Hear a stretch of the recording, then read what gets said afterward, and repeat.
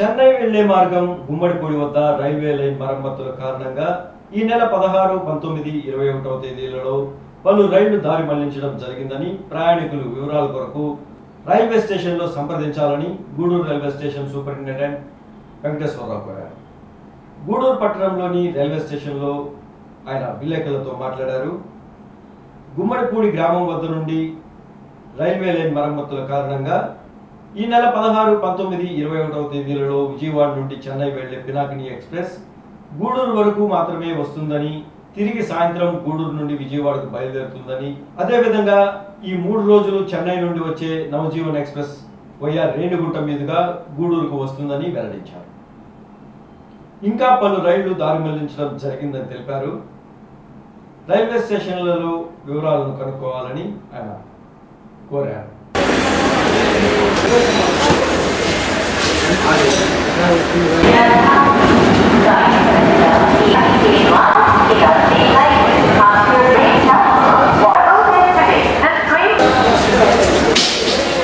గూడూరు పట్టణ ప్రజలకి అదేవిధంగా రైల్వే ప్రయాణికులకి నమస్కారం.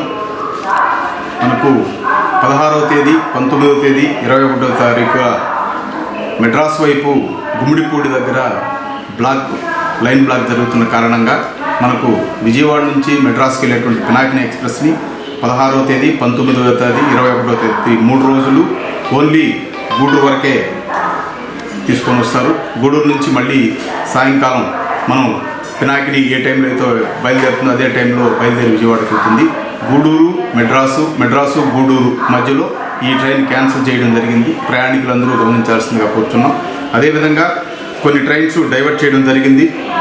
మదురై నిజాముద్దీన్ ఎక్స్ప్రెస్ని మనకు వాళ్ళ అరుక్కోణం మీద నుంచి రేణుగుంట మీద నుంచి గూడూరు వస్తుంది, అది 16వ తారీఖు. అదేవిధంగా మదురై నిజాముద్దీన్ స్పెషల్ ట్రైన్ 16వ తారీఖు అరుక్కోణం మీద నుంచి వస్తుంది, అరుక్కోణం రేణుగుంట గూడూరు మీద.